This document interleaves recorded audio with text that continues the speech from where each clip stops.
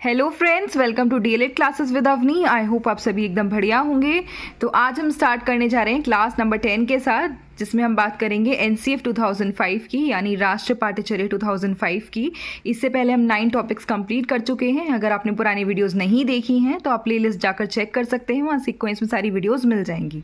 इससे पहले हमने यशपाल समिति के बारे में बात की थी, वो भी आपके लिए इम्पॉर्टेंट है। अगर आप किसी ने नहीं देखा है तो वो भी देखिए जाकर। तो आज हम स्टार्ट करते हैं एनसीएफ 2005 के साथ। So let's get into the video. तो अब हम स्टार्ट करने जा रहे हैं राष्ट्रीय पाठ्यचर्या 2005 के साथ। अच्छा, एक बात और, अगर आप सीटेट की तैयारी कर रहे हैं या सुपर टेट की तैयारी कर रहे हैं तो आप भी ये वाला टॉपिक देख सकते हैं, क्योंकि मैं लास्ट में क्वेश्चंस को भी डिस्कस करती हूँ। तो आप पहले टॉपिक को समझेंगे, इसके बाद उसके क्वेश्चंस को भी प्रैक्टिस करेंगे, ठीक है। तो अब हम सबसे पहले बात करते हैं कि राष्ट्रीय पाठ्यचर्या क्या है। तो राष्ट्रीय पाठ्यचर्या, जिसे हम इंग्लिश में नेशनल करिकुलम फ्रेमवर्क भी बोलते हैं, जिसे शॉर्ट फॉर्म में एनसीएफ 2005 बोल देते हैं, तो ये एक सरकार के द्वारा बनाई गई नीति थी जो शिक्षा प्रणाली में सुधार की बात करती है। इसमें बच्चों के सर्वांगीण विकास पर जोर दिया गया है। इसमें कहा गया है कि बच्चों को सिर्फ शैक्षिक ज्ञान ही नहीं, बल्कि उनके नैतिक विकास, सामाजिक विकास, भावनात्मक विकास, इन सभी पर हमें काम करना है। बच्चों को समावेशी शिक्षा दी जाए, अनुभव आधारित शिक्षा दी जाए। तो प्रैक्टिकल नॉलेज पे ये बात करती है, जिससे बच्चा आगे चलकर एक जिम्मेदार नागरिक बन सके, ठीक है।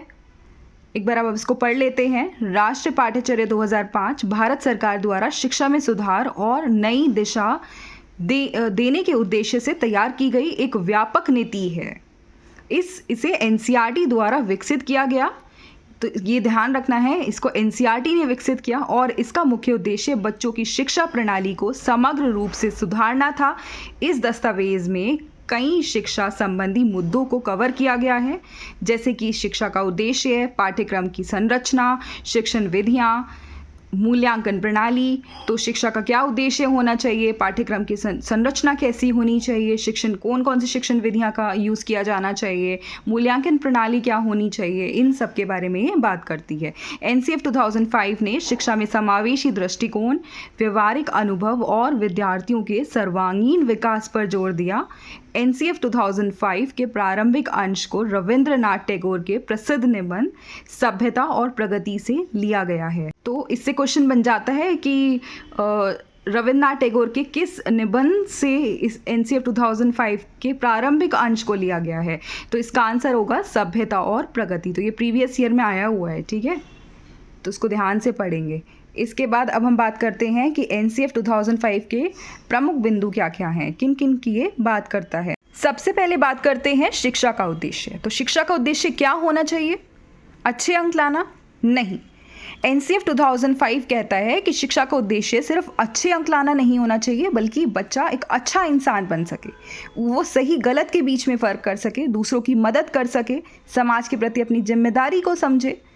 तो बच्चे को केवल किताबें पढ़ाने के बजाय ये सब सिखाया जाता है कि वो दूसरे की मदद कैसे करे, साफ सफाई कैसे रखे, पर्यावरण का कैसे ध्यान रखे। अब इसको एक बार पढ़ लेते हैं। एनसीएफ 2005 के अनुसार शिक्षा का उद्देश्य बच्चों का सर्वांगीण विकास करना था। इसमें केवल अकादमिक ज्ञान ही नहीं, बल्कि सामाजिक, भावनात्मक और नैतिक विकास भी शामिल है, ठीक है। बच्चों में स्वतंत्रता, सहानुभूति, सहयोग और समता जैसे गुणों का विकास करना।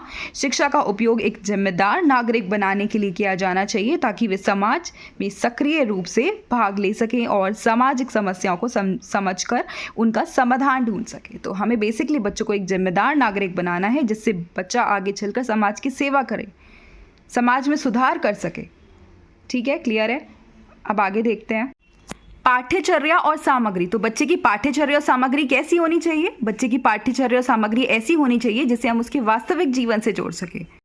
लचीली होनी चाहिए, जिसे हम बच्चों की क्षमताओं के अनुसार, उनकी रुचियों के अनुसार उसे समय समय पर उसमें बदलाव कर सके।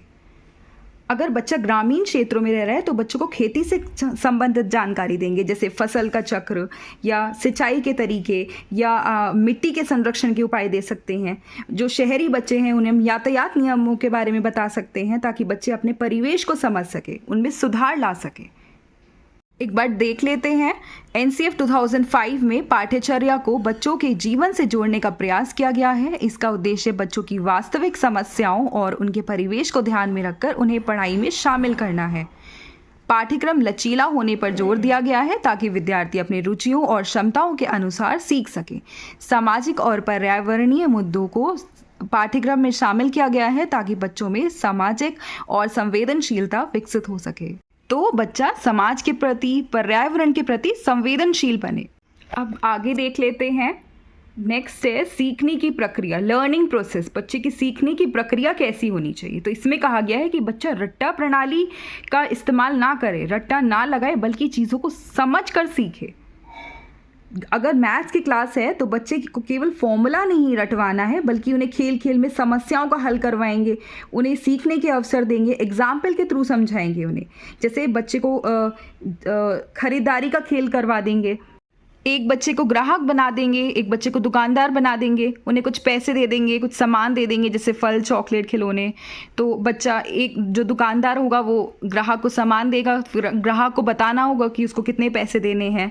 तो आप ऐसे बच्चे को सिखा सकते हैं, तो बच्चा इससे प्रैक्टिकल नॉलेज ले पाएगा। तो एक बार देख लेते हैं। एनसीएफ 2005 में रटने यानी रोट लर्निंग की प्रणाली की आलोचना की गई और बच्चे को समझकर सीखने पर जोर दिया गया है। बच्चों को उनकी रुचियों और क्षमताओं के अनुसार सीखने का अवसर दिया जाना चाहिए। शिक्षकों को विद्यार्थियों की रचनात्मकता और सोचने की क्षमता को बढ़ावा देना चाहिए, ना कि केवल तथ्यों को याद करने पर जोर दिया जाना चाहिए। ठीक है, अब आगे देख लेते हैं। आगे है मूल्यांकन प्रणाली, असेसमेंट। तो यहाँ पर हम बच्चों की जो परीक्षा में अंक आ रहे हैं सिर्फ उसके आधार पर नहीं आंकेंगे, बल्कि उसके जो पूरे साल में की गई परियोजनाएं हैं, उसके समूह कार्य हैं या कक्षा में उसकी भागीदारी जो रही है, इन सब का भी हमें ध्यान रखना है। एक बार देख लेते हैं। एनसीएफ 2005 ने निरंतर और व्यापक मूल्यांकन यानी CCE, continuous and comprehensive evaluation प्रणाली की वकालत की, जो केवल परीक्षा में प्राप्त अंकों के आधार पर नहीं बल्कि पूरे वर्ष के दौरान बच्चों की प्रगति पर आधारित हो। मूल्यांकन में बच्चों की रचनात्मक सोचने की क्षमता, समूह में कार्य करने की क्षमता और व्यवहारिक समस्याओं को हल करने की क्षमता को शामिल किया गया है। क्लियर है? तो सिर्फ यहाँ पर बच्चों के उनके मार्क्स के आधार पर नहीं आंकेंगे कि इस बच्चे के कम मार्क्स आए हैं तो ये बच्चा कुछ नहीं कर पाएगा, इस बच्चे के ज़्यादा आए हैं तो ये सबसे ज़्यादा कैपेबल है, नहीं, बल्कि हम उसकी ओवरऑल एक्टिविटीज़ को देखेंगे, उसके आधार पर उसको आंकेंगे। अब नेक्स्ट देख लेते हैं। समावेशी शिक्षा, इंक्लूसिव एजुकेशन क्या है? मतलब सभी बच्चों की अलग अलग ज़रूरतें, उनकी अलग अलग उनकी विविधताएं, सांस्कृतिक विविधताएं, इन सभी को ध्यान में रखते हुए सभी बच्चों को एक साथ शिक्षा देना। अगर बच्चा विकलांग है तो उसके लिए हम कुछ विशेष सुविधाएं करवाएंगे, बच्चों के लिए रैंप बनवा देंगे या उनके लिए स्पेशल टीचर्स, विशेष शिक्षकों का अरेंजमेंट करवा देंगे। ब्रेल लिपि में किताबें उपलब्ध करवा देंगे अगर किसी बच्चे को देखने में प्रॉब्लम आती है। लड़कियों की शिक्षा को बढ़ावा देने के लिए उनके लिए कुछ विशेष योजनाएं ला सकते हैं, छात्रवृत्ति की व्यवस्था कर सकते हैं। तो ये सब है इसमें। तो एनसीएफ 2005 इंक्लूसिव यानी समावेशी शिक्षा की बात करता है। एनसीएफ 2005 ने हर वर्ग के बच्चों के लिए समान और समावेशी शिक्षा का समर्थन किया। इसमें विकलांग, आर्थिक रूप से कमज़ोर और समाज के हाशिए पर रह रहे बच्चों को मुख्य धारा की शिक्षा में लाने पर जोर दिया गया। शिक्षा में लैंगिक समानता, सामाजिक न्याय और सांस्कृतिक विविधता को प्रोत्साहित किया गया है। क्लियर है? चलो अब नेक्स्ट देखते हैं। एक्सपीरियंशियल लर्निंग, अनुभव आधारित शिक्षा, यानी बच्चे को अनुभव के आधार पर शिक्षा देंगे, बच्चे को अनुभव के थ्रू सिखाएंगे। अगर साइंस की क्लास में बच्चे को पौधे का जीवन चक्र टॉपिक पढ़ाना है तो बच्चे को क्या करेंगे, बगीचे में ले जाएंगे, उनसे पौधे लगवाएंगे और समय समय पर उनका निरीक्षण करवाते रहेंगे। तो बच्चे सीखेंगे कि पौधे का कैसे कैसे वृद्धि हो रही है। इससे बच्चे को फर्स्ट हैंड एक्सपीरियंस मिल पाएगा और बच्चा बेहतर तरीके से सीखेगा। तो एक बार देख लेते हैं। एनसीएफ 2005 में शिक्षा को अनुभव के आधार पर सिखाने का प्रावधान है। बच्चों को वास्तविक जीवन की समस्याओं से जोड़ने, उन्हें व्यवहारिक अनुभव देने पर जोर दिया गया है। यहाँ पर बच्चे को हम वास्तविक जीवन की समस्याओं से जोड़ रहे हैं। बच्चों को प्रयोगात्मक, खेलकूद और सांस्कृतिक गतिविधियों के माध्यम से सिखाया जाना चाहिए ताकि वे अपने परिवेश को बेहतर तरीके से समझ सके। क्लियर है? अब आगे देख लेते हैं। मूल्य आधारित शिक्षा यानी वैल्यू बेस्ड। तो NCF 2005 बच्चों को नैतिक शिक्षा देने की बात करता है, उनके मूल्यों का विकास करने की बात करता है। जैसे बच्चों को स्कूलों में नैतिक कहानियाँ सुनाई जाएं, किसी गरीब या ज़रूरतमंद की मदद करने की कहानी सुना सकते हैं, जिससे बच्चा समाज के प्रति अपनी जिम्मेदारी को समझ सके। NCF 2005 में शिक्षा के माध्यम से नैतिकता और मूल्यों का विकास करने पर जोर दिया गया है। बच्चों में नैतिक शिक्षा जैसे कि ईमानदारी, सहयोग, सहानुभूति और सामाजिक जिम्मेदारी के गुण विकसित करने पर ध्यान दिया गया है। बच्चों को व्यक्तिगत और सामाजिक नैतिकता का महत्व समझाने के लिए स्कूलों में नैतिक शिक्षा को पाठ्यक्रम का हिस्सा बनाया गया। ठीक है, क्लियर है? तो ये थे इसके कुछ प्रमुख बिंदु। इसके साथ ही हमने इस वाले टॉपिक को कंप्लीट कर लिया। NCF 2005 के सारे इंपॉर्टेंट पॉइंट्स को हम डिस्कस कर चुके हैं। अब हम बात करते हैं इसके प्रीवियस ईयर क्वेश्चंस की। देखो, इसके प्रीवियस ईयर में क्वेश्चन आ रहा है 2020 में, राष्ट्रीय पाठ्यचर्या 2005 के प्रारंभ का अंश रविंद्रनाथ टैगोर के किस निबंध से लिया गया? तो मैंने अभी डिस्कस किया था सबसे स्टार्टिंग में, क्या था? सभ्यता और प्रगति। ठीक है, सिविलाइजेशन एंड प्रोग्रेस। तो ये याद रखना है, इंपॉर्टेंट क्वेश्चन है। अब हम देख लेते हैं कि इससे क्या क्या क्वेश्चंस बन सकते हैं आगे, क्योंकि ये वाले सारे क्वेश्चंस जो मैंने आगे लिखे हुए हैं ये सारे इंपॉर्टेंट हैं, तो आपको सारे देखने ज़रूरी हैं। देख लेते हैं, ECCE स्तर पर राष्ट्रीय पाठ्यचर्या 2005 ने किस पर बल दिया? ECCE मतलब early childhood care and education. तो किस पर बल दिया था इन्होंने?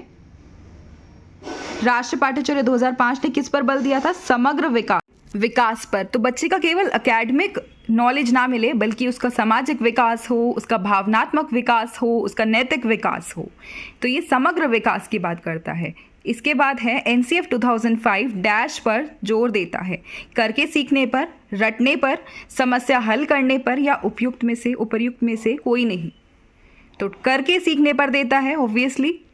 इसके बाद देखो, शून्य पाठ्यचर्या क्या है? तो शून्य पाठ्यचर्या क्या है? पाठ्यचर्या जिसमें शून्य उद्देश्य है, पाठ्यचर्या जो छात्र नहीं सीखते हैं, पाठ्यचर्या जो शून्य विधियों का उपयोग करती है, या पाठ्यचर्या जो शिक्षक नहीं सिखाते हैं। तो ऑब्वियसली पाठ्यचर्या जो शिक्षक नहीं सिखाते हैं, क्योंकि बच्चे यहाँ पर करके खुद सीखते हैं। शिक्षक सिर्फ उनकी एक सुविधादाता की तरह काम करता है यहाँ पर। तो इसलिए या क्या है? पाठ्यचर्या जो शिक्षक नहीं सिखाते हैं, ये है शून्य पाठ्यचर्या। इसके बाद आगे देख लेते हैं, राष्ट्रीय पाठ्यचर्या रूपरेखा यानी NCF 2005 द्वारा 1975, 1988, 2000 और 2005 में प्रकाशित रूपरेखा में से एक है। तो क्या है?